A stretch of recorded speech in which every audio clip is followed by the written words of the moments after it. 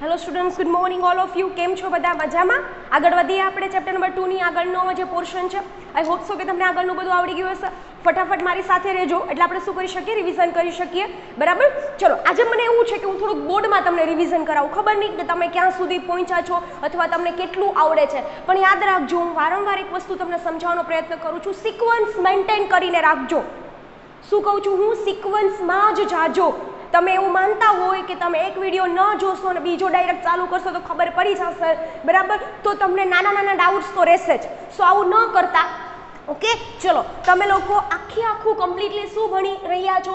સહપુષ્પી વનસ્પતિની અંદર લિંગી પ્રજનન. તો રિવિઝન હંમેશા ક્વિક થવું જોઈએ મારી સાથે, બરાબર છે? જેથી કરીને આપણે શું કરી શકીએ, બધી વસ્તુ ઇન્ક્લુડ કરી શકીએ. 5 મિનિટ હું આગળના પોર્શનમાં જાઉં છું, બરાબર? શું કીધું તું? પહેલા તમે ભણી ગયા પુકેસર ચક્ર.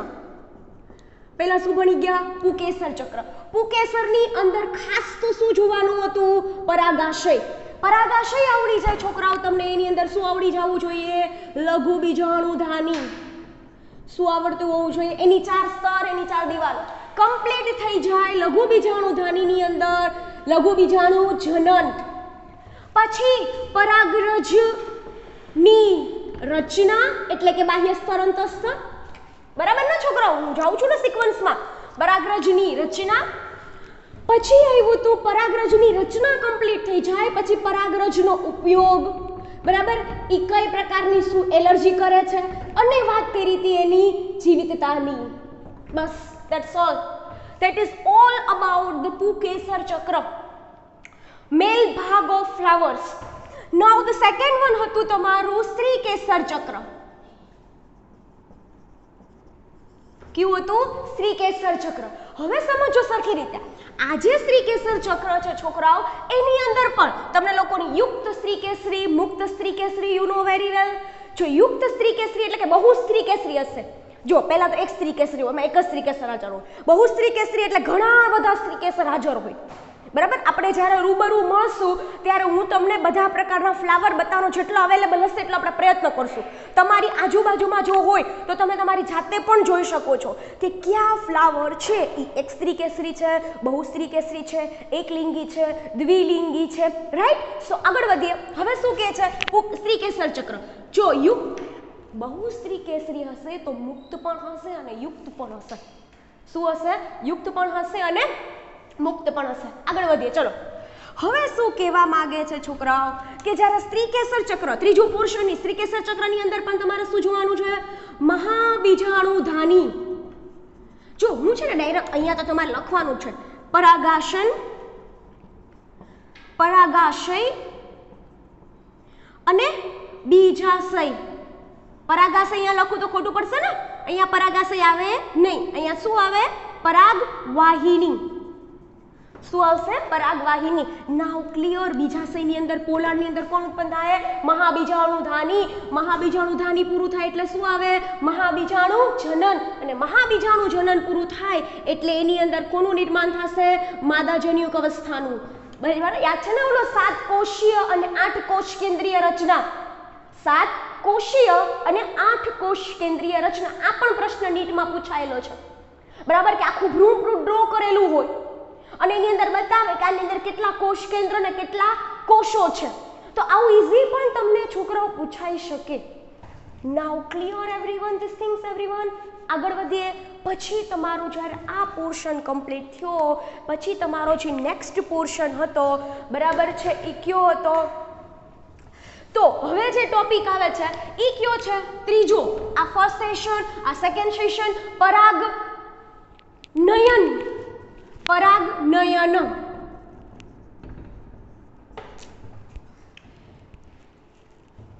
પરાગનયન, બરાબર છે? જો પરાગનયન છે, બરાબર, એ કેટલા? પહેલા તો પરાગનયન કોને કહેવાય? પરાગાશયમાંથી મુક્ત થયેલી પરાગરજ. પરાગાશયમાંથી મુક્ત થયેલી પરાગરજ ક્યાં જાય છે? પરાગાશન ઉપર.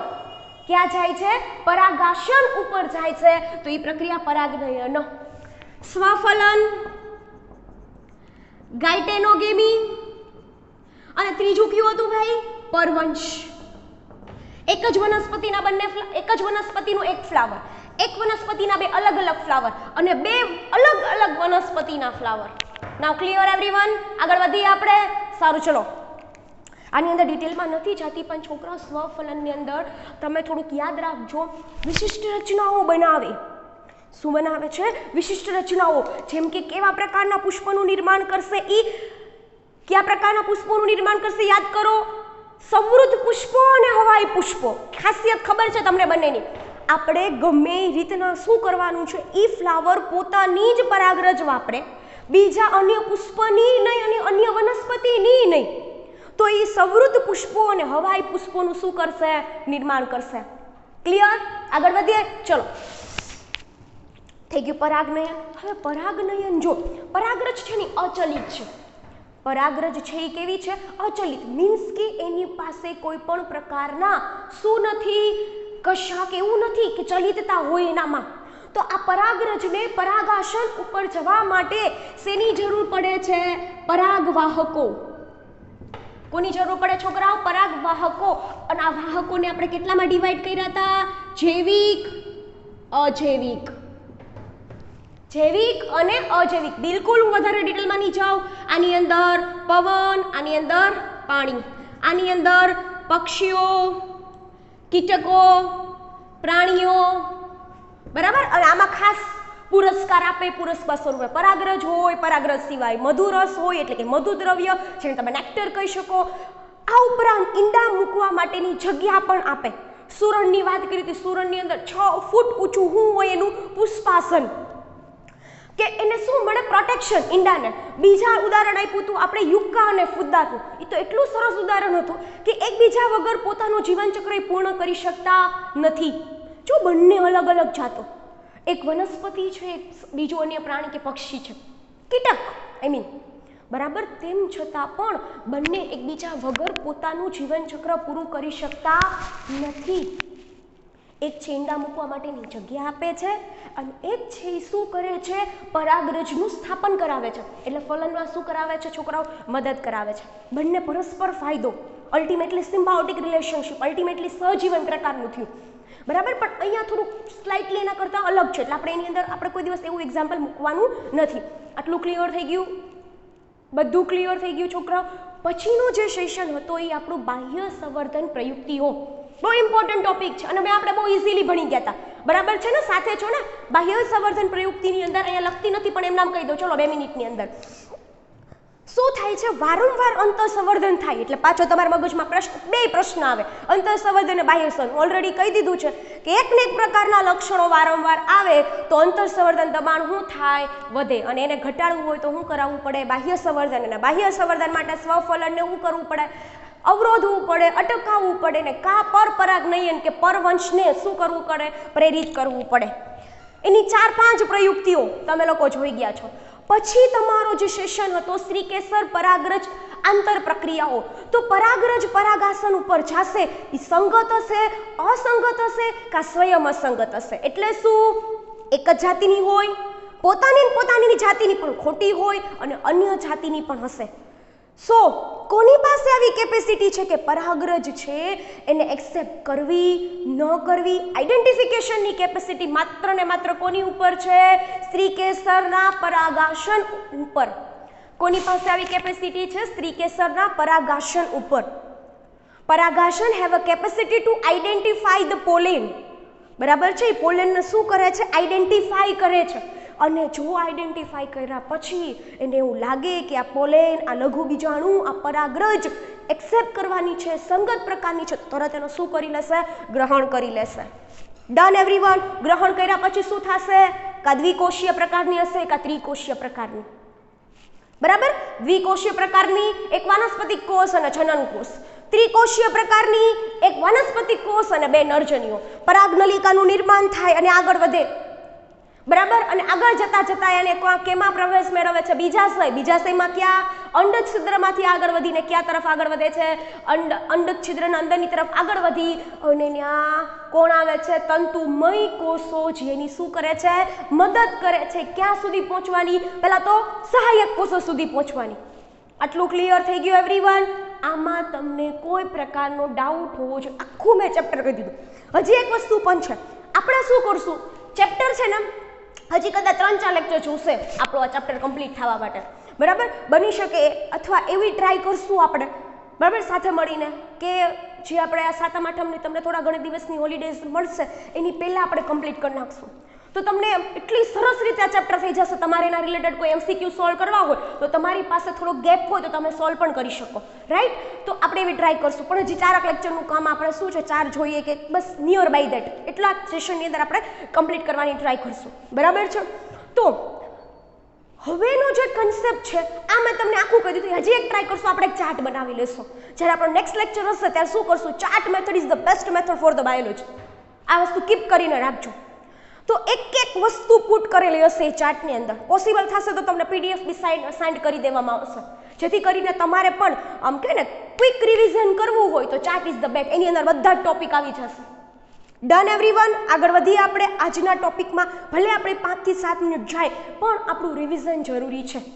ચલો, આપણો જે નેક્સ્ટ ટોપિક છે એ છે કૃત્રિમ સંવર્ધન.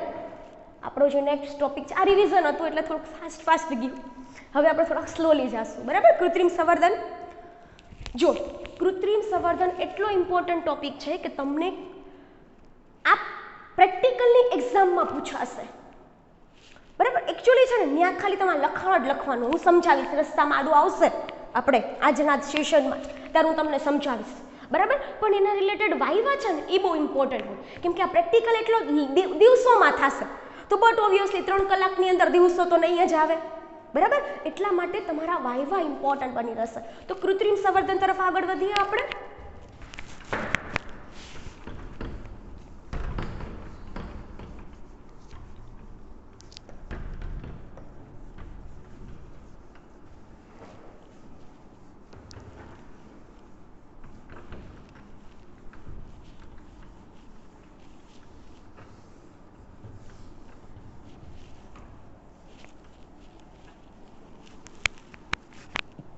ચલો,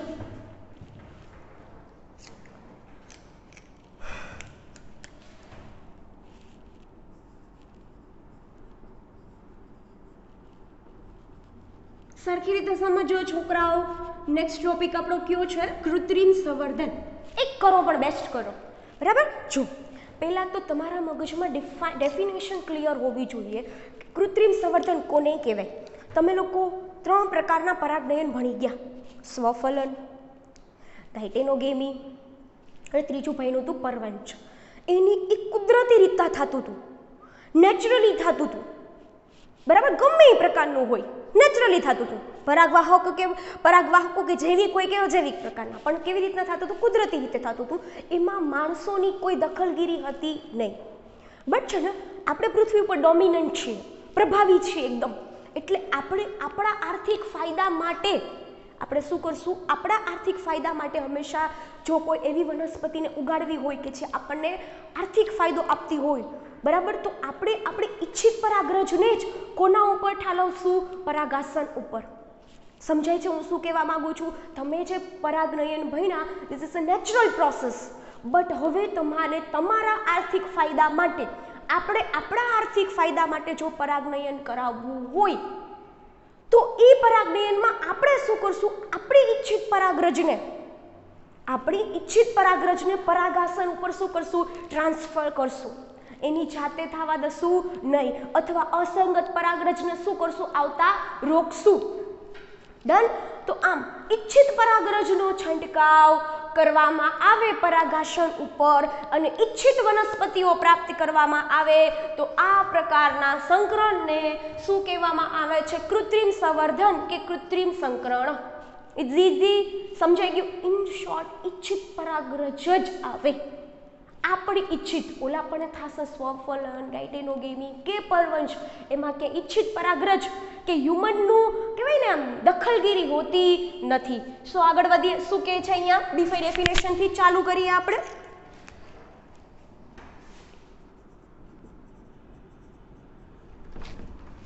પુષ્પણ, માદા પુષ્પના પરાગાસન પર,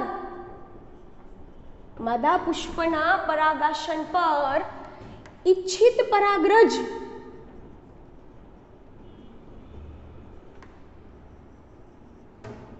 માદા પુષ્પના પરાગાસન ઉપર ઈચ્છિત પરાગરજનો છંટકાવ કરવામાં આવે.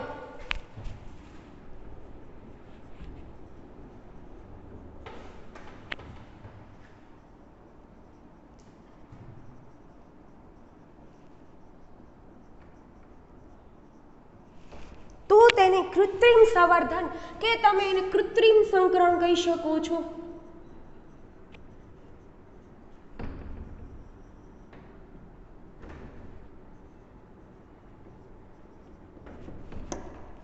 Done is easy. ઓકે, આમાં મેં તમને ઓલરેડી સમજાવી દીધું. ચલો,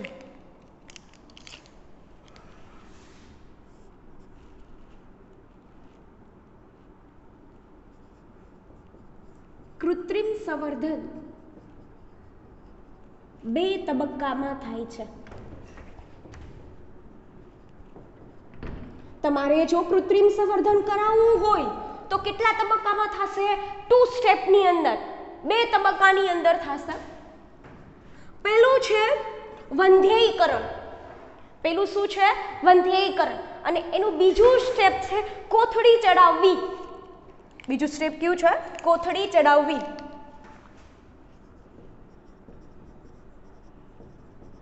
ક્યું આવ્યું છોકરાઓ? વંધ્યયીકરણ. અને જેને ઇમેસ્ક્યુલેશન પણ કહેવામાં આવે છે. હવે તમને એમ થાય કે આ વર્ડ ન યાદ રાખીએ તો ચાલે? ના, બિલકુલ નહીં. વંધ્યયીકરણ તો હમણાં આપવા માંડ્યા, અધરવાઇઝ પહેલા તો શું કરતા હતા? હંમેશા ઇમેસ્ક્યુલેશન જ લખતા હતા. બરાબર છે? યાદ રાખજો છોકરાઓ. શું કીધું મેં? પહેલો સ્ટેપ કયો છે? વંધ્યયીકરણ. અને બીજું શું કહેવાય એને? ઇમેસ્ક્યુલેશન. અને બીજું સ્ટેપ છે એનો કોથળી ચડાવવી.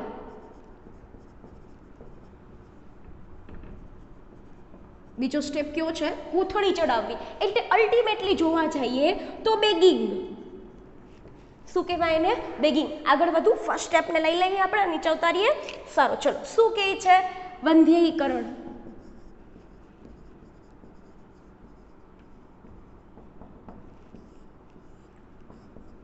કૃત્રિમ સંવર્ધનના આ પ્રથમ તબક્કામાં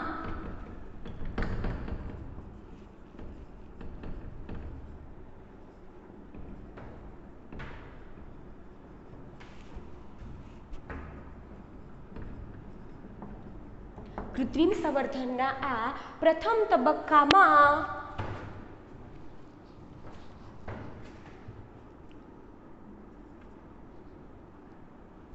પહેલેથી જ એક સેન્ટેન્સ હોવું જોઈએ. આ કાઢીએ આપણે. જો પ્રથમ તબક્કો તો છે, પણ આ પ્રથમ તબક્કો ક્યારે કરી શકાય? જો પુષ્પ એ સેન્ટેન્સ લખીએ છીએ પણ એના પછી, બરાબર? કેમ કે આ કથા તો જ થશે જો વ્યવસ્થિત તમને સમજાશે. જો પુષ્પ દ્વિલિંગી હોય, એટલે કે કેવા? ઉભયલિંગી હોય તેવા જ પુષ્પમાં. જો પુષ્પ દ્વિલિંગી હોય તેવા પુષ્પમાંથી પુષ્પની પુષ્પકલિકામાંથી શું કરવાનું છે?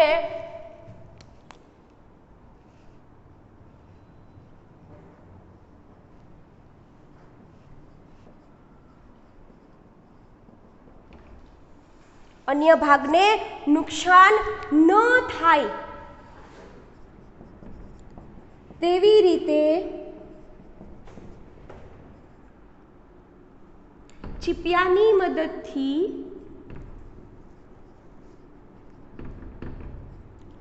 પરાગાશયને દૂર કરવામાં આવે છે. તો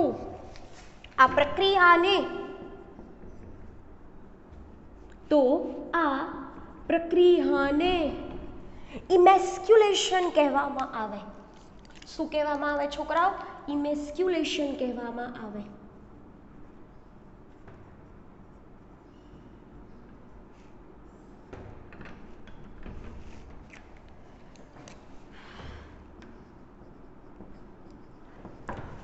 ફરીથી એક વખત જાય. ઈચ્છિત પરાગરજ તમારી જાતે છંટકાવ કરવાનો છે. કેટલા તબક્કામાં કીધું? ફર્સ્ટ સ્ટેપ વંધ્યયીકરણ, સેકન્ડ સ્ટેપ છે કોથળી ચડાવવી, ઇમેસ્ક્યુલેશન એન્ડ બેગિંગ. ક્લિયર? પહેલા સ્ટેપને મેં ઉપાડીને અહીંયા મૂકી દીધો. સિમ્પલ ભાષામાં આ મેં મારી રીતના લખ્યું છે, તમારે ગોખવાનું નથી. પુષ્પ કેવું હોવું જોઈએ? દ્વિલિંગી. દ્વિલિંગીનો મતલબ તમને ખબર હોવો જોઈએ. દ્વિલિંગી એટલે કેવો કે દ્વિ એટલે બે, લિંગ એટલે શું થાય? લિંગ તો ત્યાં બે જ છે. લિંગી ચક્રો પુષ્પ પાસે બે છે, પુકેસર ચક્ર અને શ્રીકેસર ચક્ર.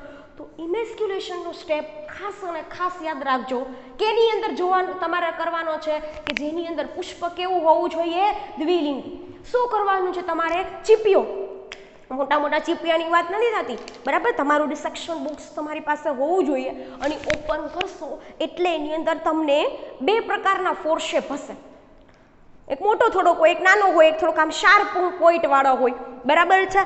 તો એ જે ફોર શેપ એટલે કે ચીપિયો હોય એની મદદથી પુષ્પના અન્ય ભાગને, કેમ કે તમને ખબર છે પુષ્પ પાસે શ્રીકેસર ચક્ર, દલપત્ર, વજ્રપત્ર એવું ઘણું બધું હોય અને પુષ્પ માટે બહુ જરૂરી ભાગો છે. તમારું કામ છે ખાલી ઈચ્છિત પરાગરજનો છંટકાવ કરવા માટે, એટલે કે કૃત્રિમ સંવર્ધનનો. તો અન્ય ભાગને નુકસાન ન થાય તેવી રીતના ચીપિયાની મદદથી પરાગાશયને શું કરી દેવાનું? દૂર કરી દેવાનું. લોજિકલી તમે વિચારો, પરાગાશય is the one of the important part of the પુકેસર. When that we have to remove this પરાગાશય, તો એની અંદર કોણ બનતું હતું? પરાગરજ. તો પરાગરજ બનાવતું તો એ ભાગને આપણે ત્યાંથી શું કરી દીધો? દૂર કરી દીધો. ક્લિયર થયું કે ન થયું? અને આ પરાગાશયને દ્વિલિંગી પુષ્પમાંથી દૂર કરવાની પ્રક્રિયા એટલે કોણ થાય? એટલે વંધ્યયીકરણ એટલે ઇમેસ્ક્યુલેશન. થોડુંક લોજિક વાપરો. વંધ્યયીકરણનો મતલબ એ જેવો થાય કે હવે એના દ્વારા ફલન પામશે નહીં. Done everyone? આગળ વધીએ. ઇમેસ્ક્યુલેશન કમ્પ્લીટ થઈ ગયું. હવેનો જે સ્ટેપ આવે છે એ શું આવે છે? કોથળી ચડાવવી. આગળ વધીએ. ચલો.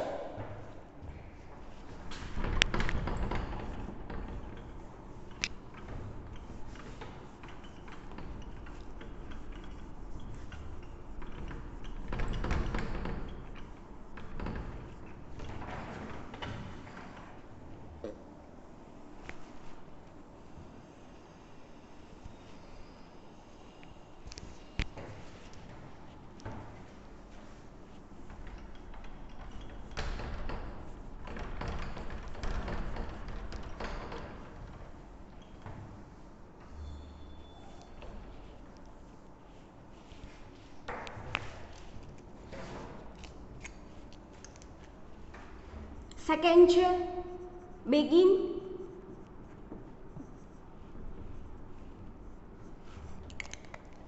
ઇમેસ્ક્યુલેશન કરેલા પુષ્પમાંથી હવે ઇમેસ્ક્યુલેશન કરેલા પુષ્પ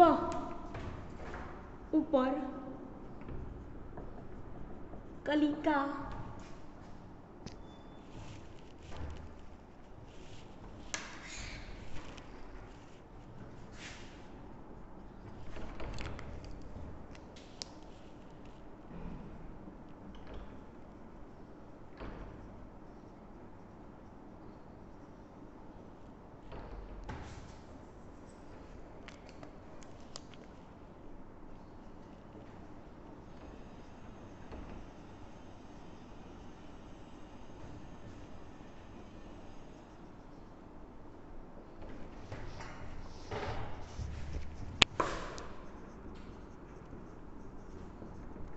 બે સેન્ટેન્સ સાથે જ લખી દો, ઇઝ રિલેટેડ વિથ ધેટ.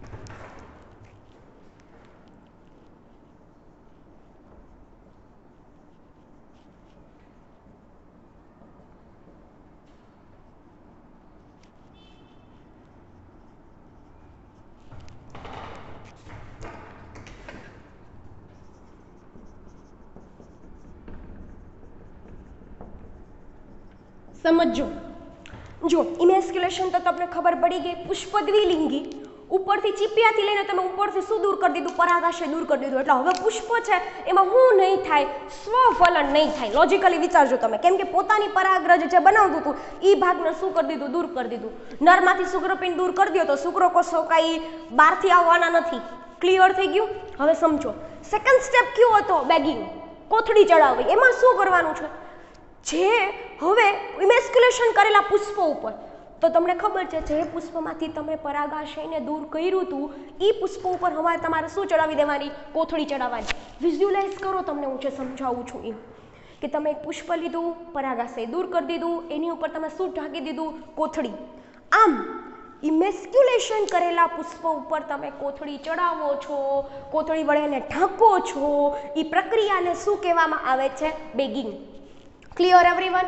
હવે શું કહે છે, આ કોથળી એ મીણિયા કાગળની બનેલી હોય, બટર પેપર. વધારે ડિટેલમાં નથી જવાનું, હું તમને કહીશ કે શું હોય એમાં, બરાબર છે? પણ જ્યારે પ્રેક્ટિકલની સેશન આવતો હોય ત્યારે આપણે સમજો. અત્યારે ખાલી આટલું જ યાદ રાખશું, બરાબર છે? ઘણી વખત એવો પણ પ્રશ્ન પૂછાય કે એની અંદર શું છિદ્ર હોય, બરાબર? તો તમને મને વિચારીને કહેજો કે શું એની અંદર એ કાગળ ઉપર કોઈ છિદ્રિષ્ટ પોર્સ હોય, શું કામ હોય, what is the need of this પોર.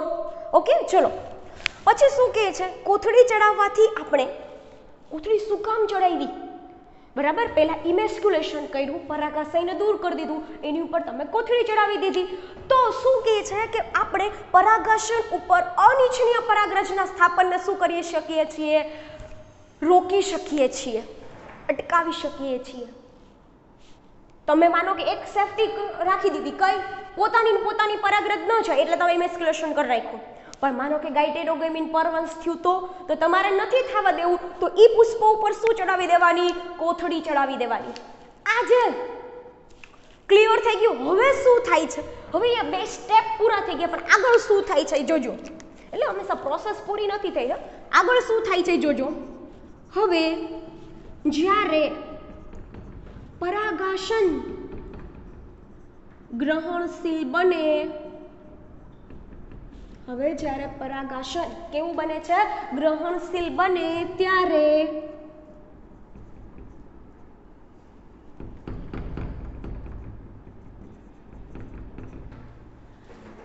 તેના ઉપરથી કોથળી હટાવી લઈ તેની ઉપર કોથળી તમારે શું કરી લેવાની છે, હટાવી દેવાની છે, અને તેની ઉપર ઈચ્છિત પરાગરજ, તેની ઉપર ઈચ્છિત પરાગરજનો શું કરવાનો, છંટકાવ કરવાનો.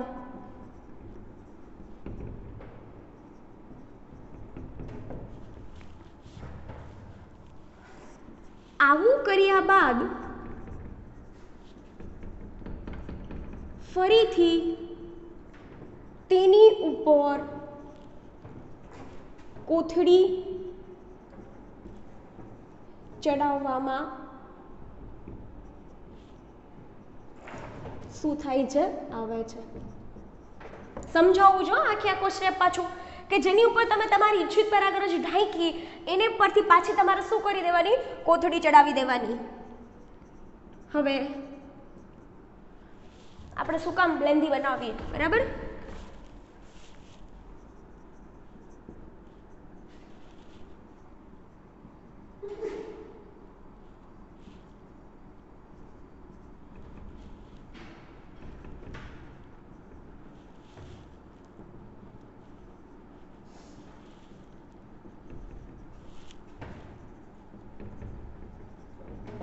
ચલો આગળ વધીએ. શું કહે છે સમજીએ. અહીંયા સુધી તો તમને બધાને ખબર પડી ગઈ કે અનિચ્છનીય પરાગરજને તમે પરાગાશન ઉપર જતા શું કરી શકો છો, અટકાવી શકો છો, એટલા માટે તમે કોથળી ચડાવી દીધી. હવે તમારે શું કરવાનું છે, હવે તો તમને વિઝ્યુલાઇઝ થઈ ગયું ને કે પુષ્પ ઉપર તમે શું ચડાવી છે, કોથળી ચડાવી. હવે જ્યારે પરાગાશન કેવું બને, ગ્રહણશીલ બને, પરાગાશન કેવું બને, મેચ્યોર બને. પરાગાસન કેવું બને? ગ્રહણશીલ બને. શેના માટે? પોલેન્સ માટે, એટલે કે શેના માટે? પરાગરજ માટે. ત્યારે તેના ઉપર તમે જે કોથળી ઢાંકી હતી એને શું કરી લેવાની? થોડા સમય માટે, હું આ વર્ડ મૂકું છું, થોડાક સમય માટે તમારે એને શું કરી દેવાની છે? હટાવી દેવાની છે. પરાગાસન ઉપર તમારે જો ખબર પડી જાય કે પરાગાસન કેવું થઈ ગયું? ગ્રહણશીલ બની ગયું, મેચ્યોર થઈ ગયું, પરિપક્વ થઈ ગયું, ત્યારે તમારી કોથળી થોડાક સમય માટે શું કરી દેવાની? હટાવી દેવાની. અને આવું કર્યા અને પછી એની ઉપર ઈચ્છિત પરાગરજનો છંટકાવ કરવાનો. તમે એક વસ્તુ સમજો કે તમે લોકો તમારું 5મું ચેપ્ટર ભણશો જેનેટિક્સ, ત્યારે એની અંદર શરૂઆતમાં જ મેન્ડલના બધા એક્સપેરિમેન્ટ આવશે. મેન્ડલનો એક સંકરણનો પ્રયોગ, મેન્ડલનો દ્વિસંકરણનો, મોનોહાઇબ્રિડ એન્ડ ડાયહાઇબ્રિડ એક્સપેરિમેન્ટ. તો ત્યાં હંમેશા મેન્ડલે ઓલવેઝ વર્ક ઓન ધ કે ને પી પ્લાન્ટ, વટાણાના છોડ ઉપર એને શું કર્યું? હંમેશાથી પ્રયોગો કર્યા. તો કેમ વટાણાના છોડ પસંદ કર્યા હતા? એનું એક કારણ એ પણ હતું કે એમાં કૃત્રિમ સંકરણ કરાવવું સરળ હતું. તમારે તમારા લક્ષણોવાળી વનસ્પતિ જોતી હોય, તમારે તમારા ઈચ્છનીય વનસ્પતિ જોતી હોય, બરાબર? તો તમારી પાસે તમારી ઈચ્છનીય શું હોવી જોઈએ? પરાગરજ. અને એ પરાગરજનો છંટકાવ કોની ઉપર કરવાનો? પરાગાસન ઉપર કરવાનો. અને જેની ઉપર જેવી પરાગરજનો છંટકાવ થઈ જાય તરત જ તમારી ઉપર એની ઉપર પાછી શું ચડાવી દેવાની? કોથળી ચડાવી. સમજાઈ ગયું આટલી વસ્તુ? તમારે ફરીથી એની ઉપર શું ચડાવી દેવાની? કોથળી ચડાવી દેવાની. હવે તમે વિચારો, પહેલા તમે શું કર્યું? પરાગાશયને દૂર કર્યું, પછી તમે એની ઉપર શું ઢાંક્યું? કોથળી. પછી તમે પરાગાસન ગ્રહણશીલ થયું એટલે કોથળીને દૂર કરી દીધી, એની ઉપર સ્પ્રિંકલિંગ કર્યો, છંટકાવ કર્યો પરાગરજનો. જેવું એ થઈ ગયું પાછી તમે કોથળીને શું કરી દીધી? ઢાંકી દીધી. અને હવે તમે વિચારો કે અંદર પરાગરજ ગઈ, ફલન થયું હોય છે. ફલન થયા પછી તમને લોકો ચેપ્ટર નંબર 1 ની અંદર તમારો જે છેલ્લો પેરેગ્રાફ, સેશન પૂરું થાય, તમારું ચેપ્ટર પૂરું થાય, એનો છેલ્લો પેરેગ્રાફની અંદર વાત કરે છે બીજાશય ઓલવેઝ કન્વર્ટેડ ઇન્ટુ ફળ. આ પ્રશ્ન ગુજસીટીમાં પૂછાયેલો છે ગુજકેટની અંદર કે બીજાશય છે આખું શેમાં ફેરવાઈ જાય? ફળમાં. અને એનું બીજાંડ, એનું જે અંડક છે એ શેમાં ફેરવાય? બીજમાં. તો અહીંયા ફલન થયું, બરાબર? સ્ત્રીકેસર ચક્ર આખું હતું, તો તેની અંદરથી આખા કોથળી ચડાવેલું હશે, શું નિર્માણ થશે? ફળનું. શેનું નિર્માણ થશે? ફળનું. એકદમ ઈઝી ટોપિક લાગ્યો. આ મેં મારા રીતના લખ્યું, તમે જે રીતના સમજો બસ તમે તમારી રીતના લખો. ક્લિયર? ઓકે. એક પ્રશ્ન રહે, ઘણા બધી વખત મને સ્ટુડન્ટ આ પ્રશ્ન પૂછતા હોય કે મેડમ આપણને કેમ ખબર પડે કે હવે પરાગાસન કેવું થઈ ગયું? ગ્રહણશીલ બની ગયું. રાઈટ? એવું થાય, બટ ઓબ્વિયસલી આ તમે પહેલાથી કોથળી ચડાવી છે, સો આપણને થોડી ખબર પડે કે પરાગાસન કેવું થઈ ગયું? ગ્રહણશીલ થઈ ગયું. તો કેવી રીતના આપણને ખબર પડે કે પરાગાસન ગ્રહણશીલ થયું કે નથી થયું? તો યાદ રાખજો છોકરાઓ, એના માટે આ કોઈ ડાયરેક્ટ નહીં ખબર પડી જાય, બરાબર? અથવા એમાં શું એવું થશે? તો યાદ રાખજો, એની અંદર પરાગાસન ગ્રહણશીલ ક્યારે થાય એ તમારે ખબર પાડવી હોય તો એનું એક જ વસ્તુ શક્ય છે કે એ તમારે હજારો વખત એક્સપેરિમેન્ટ કરવા પડે. તમે એક વસ્તુ છે, જ્યારે એકવર્ષાયુ વનસ્પતિ હશે, એકવર્ષાયુ શું હશે?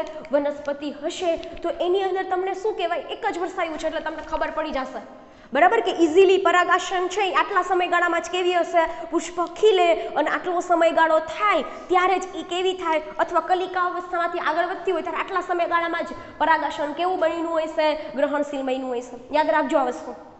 પરંતુ તમારા મગજની અંદર એક વસ્તુ હજી ક્લિયર રાખો કે કોઈ રીતના ખબર ન પડે, પણ આના માટે તમારે હજારો વખત એનું ઓબ્ઝર્વેશન કરવું પડે, હજારો વખત એના એક્સપેરિમેન્ટ કરવા પડે, પ્રયોગો કરવા પડે, બરાબર? જો સાયન્ટિસ્ટ કોઈ એમનેમ ન બની જાય, 100 ટાઈમ છે એ શું થશે? ફેલ થશે. અને એકાદ વખત એમાંથી શું થશે? સક્સેસ થશે. અને ખાસ કરીને સંકરણમાં તમે લોકો તમારું 9મું ચેપ્ટર ભણશો, એની અંદર તમે જ્યારે વનસ્પતિની વાત કરશો ત્યારે તમને વધારે ડિટેલમાં ખબર પડશે, બરાબર? શું આ સેમ વસ્તુ ડન એવરીવન? એક નાની એવી જ વસ્તુ બાકી છે, એની પર આગળ વધીએ. તમને આખું કૃત્રિમ સંવર્ધન, કૃત્રિમ સંકરણ સમજાઈ ગયું હોય છે. ચલો,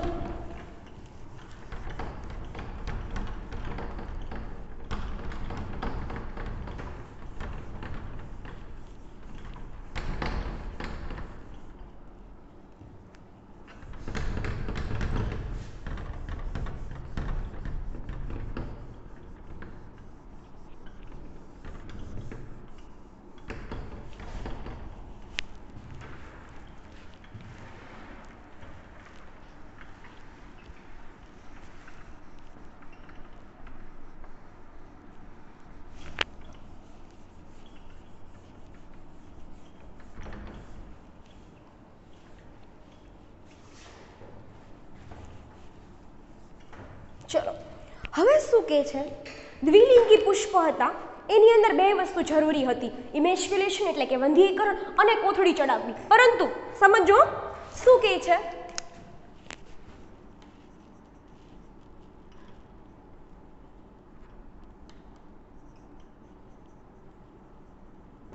માદા એકલિંગી પુષ્પમાં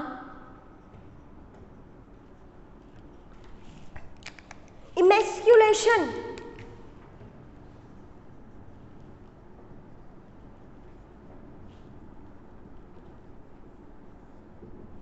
ઇમેસ્ક્યુલેશનની જરૂર રહેતી નથી.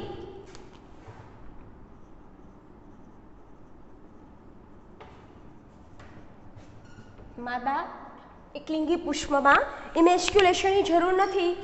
તેમાં એક જ તબક્કો એટલે કે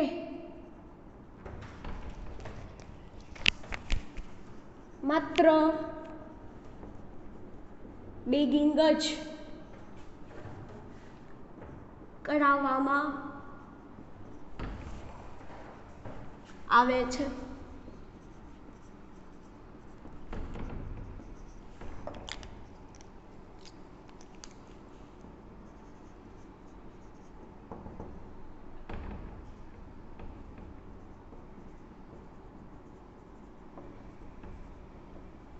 ચલો, જો દ્વિલિંગી પુષ્પ હોય ને એનો મતલબ કે એની અંદર પુકેસર ચક્ર અને શ્રીકેસર ચક્ર બે અવેલેબલ છે, રાઈટ ના? એની અંદર પુકેસર ચક્ર અને શ્રીકેસર ચક્ર બે અવેલેબલ હતું એટલે આપણે પરાગાશયને દૂર કરી દીધું. બટ વોટ અબાઉટ ધ એકલિંગી પુષ્પ? તો એકલિંગી પુષ્પ એ પણ કેવા? માદા એકલિંગી, કેમ કે એકલિંગી છે એ નર એકલિંગી પણ હોઈ શકે અને માદા એકલિંગી પણ હોઈ શકે. સમજાય છે કે નથી સમજાતું? નર એકલિંગી પણ હોઈ શકે અને માદા એકલિંગી પણ હોઈ શકે. જો તમારે એને નર એકલિંગી હોય તો તમારે આ પ્રોસેસ કરવાની જ નથી. પણ માદા એકલિંગી હશે તો બટ ઓબ્વિયસલી એની અંદર પુકેસર જ નથી, તો તમારે એની અંદર કયો સ્ટેપ પરફોર્મ કરવાનો નથી, વંધ્યીકરણ એટલે કે ઇમેસ્ક્યુલેશન કરવાનું નથી. આને રિલેટેડ પણ તમને કોઈ એમસીક્યુ પૂછાઈ જાય, બરાબર છે? જેની અંદર એક જ તબક્કો એટલે કે માત્ર બેગિંગ કરાવવામાં આવે છે. પાછો એક પ્રશ્ન આવશે, what is the need, what is the aim, what is the હેતુ, what is the ઉપયોગ ઓફ ધ કૃત્રિમ સંવર્ધન? તો સિમ્પલ ભાષામાં સમજાવી દઉં તમને, કદાચ કોઈક આવું પણ પૂછી નાખે અથવા કોઈ એમસીક્યુ બી પૂછાઈ શકે, શક્યતાઓ ઓછી છે, પણ કદાચ આપણે કાંઈ બાકી રાખવાનું નથી. પાક સુધારણા, બરાબર? કોઈ વનસ્પતિ છે એની રોગ પ્રતિકારક શક્તિ ઊંચી હોય, કોઈ વનસ્પતિ પાસે પ્રોટીન મૂલ્ય વધારે હોય, તો તમારે બંનેનો કમ્બો કરવો હોય કે એવી વનસ્પતિ બનાવવી છે કે જેની અંદર શું આવી શકે છે? પરાગરજ પણ શું થઈ શકે છે? પ્રોટીન મૂલ્ય પણ વધારે હોય અને એનું રોગ પ્રતિકારક શક્તિ પણ વધારે હોય, તો આવું તમે કરાવી શકો. તો સુધારણા થઈને પાક સુધારણા, તો ધેટ ઇઝ ધ મેઇન હેતુ, મેઇન એમ ઓફ ધ કૃત્રિમ સંવર્ધન છે. એકદમ ઇઝી, તમારે ગોખવાનું નથી, બસ સિમ્પલ. ઇમેસ્ક્યુલેશન એટલે કે વંધ્યીકરણ અને બેગિંગ એટલે કોથળી ચડાવી, દેટ્સ ઓલ. ક્લિયર? જો જરૂર પડે તો કહેજો, કરાવી શકાય એવું કે નાના છોકરાની જેમ કે અહીંયા હું વનસ્પતિ ડ્રો કરું ને અહીંયા હું એમ કહું કાઢજો બે ફ્લાવર છે, અહીંયાથી આ ભાગ દૂર કરીએ ને પછી આની ઉપર આપણે કોથળી ચડાવીએ. બટ યાર એટલું ઇઝી ટોપિક છે, બરાબર? આપણે સમય થોડોક વધારે આપવો જ હોય, બરાબર? તો બીજનું નિર્માણ, ભૂણનું નિર્માણ એ બધામાં દેશું આપણે, બરાબર? આ બહુ ઇઝી ટોપિક છે, આપણે વધારે સમય બરબાદ કરવાની જરૂર નથી. કાંઈ ન સમજાય તો પછી આપણે જોઈ લેશું. ઓકે, સારું, ચલો આગળ વધીએ. તો હવે શું થાય છે? નેક્સ્ટ ટોપિક છે તમારો બેવડું ફલન. નેક્સ્ટ ટોપિક કયો છે તમારું? બેવડું ફલન, ડબલ ફર્ટિલાઇઝેશન. જો નામ જેવું છે ને એવો ટોપિક, ગોખવાનો નથી. જેવું એનું નામ છે ડબલ ફર્ટિલાઇઝેશન એટલે કે શું થાય? બેવડું ફલન, સેમ ટુ સેમ. ચલો આગળ વધીએ, બરાબર? તો એ ટોપિકની અંદર તમારે ખાસ એ જોવાનું છે કે બેવડું ફલન કોને કહેવાય. તમારા માટે આ નવો શબ્દ નથી, કદાચ તમે દ્વિઅંગી અને ત્રિઅંગી વનસ્પતિઓ ભણ્યા હોય, બરાબર? આવૃત વનસ્પતિ અને અનાવૃત વનસ્પતિ ભણ્યા હોય, અને ખાસ કરીને આવૃત વનસ્પતિ. છોકરાઓ, કઈ વનસ્પતિ? આવૃત વનસ્પતિ એટલે તમને આવડે ને આવડે જ. કયો ટોપિક? બેવડું ફલન. હું તમને ખાલી બેવડા ફલનની 2 થી 3 વસ્તુ સમજાવવા માંગુ છું, બરાબર? પછી તો આપણે આપણા સેશનને કમ્પ્લીટ કરશું. પહેલા તો બેવડું ફલન કોને કહેવાય? બેવડું ફલન એ જ સમજીએ. બેવડું એટલે શું થાય? 2 એટલે ડબલ, બરાબર? અને ફલન એટલે તમને બધાને ખબર છે, 2 ફલન એટલે શું? 2 વખત ફલન થાય. એક વખત પરાગરજ આવી પછી પાછી પરાગરજ આવે એવું કાંઈ થાય? બરાબર? ના, એવું નહીં. એક જ પરાગરજ આવી હતી, એ પરાગરજમાં કેટલા નરજન્યુઓ હતા? 2 નરજન્યુઓ, બરાબર? અને પુંકેસરના 2 કોષોને ફલિત કરે. પુંકેસરના 2 કોષોને ફલિત કરે. જો સમજીએ, હું રેડ માર્કરથી નરજન્યુઓ ડ્રો કરું છું. આ 2 નરજન્યુઓ, આ 2 શું છે? નરજન્યુઓ. અને આ હું અંડક ડ્રો કરું છું. સમજવા માટે હા છોકરો, ખાલી તમને કન્સેપ્ટ સમજાઈ જાય. અને એની અંદર હું ગ્રીન માર્કરથી અંડકની અંદર આવેલા 2 કોષોની વાત કરું છું. બીજાની અંદર આવેલા 2 કોષો છે. હવે એને હું શું કરું છું કે આ નરજન્યુમાંથી એકને અહીંયા મોકલી દઉં છું, એકને અહીંયા મોકલી દઉં છું. પરાગરજ તો એક જ હતી હો, પરાગરજ તો એક જ હતી, પણ એની અંદર નરજન્યુઓ કેટલા હતા? 2. આ બંને નરજન્યુમાંથી એક નરજન્યુ અહીંયા આવી ગયો, એક નરજન્યુ અહીંયા આવી ગયો. તો એને પુંકેસરના 2 ગ્રીન કલરના જોજો 2 કોષોને ફલિત કર્યા. એક જ પરાગરજે અંડકના 2 કોષોને ફલિત કર્યા. એટલા માટે આને શું કહેવામાં આવે છે? બેવડું ફલન, ડબલ ફર્ટિલાઇઝેશન. હા, પ્રશ્ન થાય કે મેડમ કયા 2 કોષો, શું છે? તો હું તમને તમારા આપણા નેક્સ્ટ લેક્ચરની અંદર આપણે આકૃતિ સહિત ડિટેલમાં જશું, પણ તમે કન્સેપ્ટ સમજી લેજો, જેથી કરીને મારે શું કરવાનું છે? સીધું નેક્સ્ટ સેશનની અંદર ચાલુ જ કરવાનું રહેશે. તો મેં તમને આજના દિવસની અંદર બેવડું ફલનનો કન્સેપ્ટ ક્લિયર કર્યો આપણે. આ ઉપરાંત આખું કૃત્રિમ સંવર્ધન, કૃત્રિમ સંકરણ સમજી ગયા, એના બંને સ્ટેપ સમજી ગયા, એની જરૂરત શું છે એ પણ સમજી ગયા. આઈ હોપ સો કે you done very well this things. Okay, સારું, ચલો નેક્સ્ટ સેશનની અંદર બેવડું ફલન.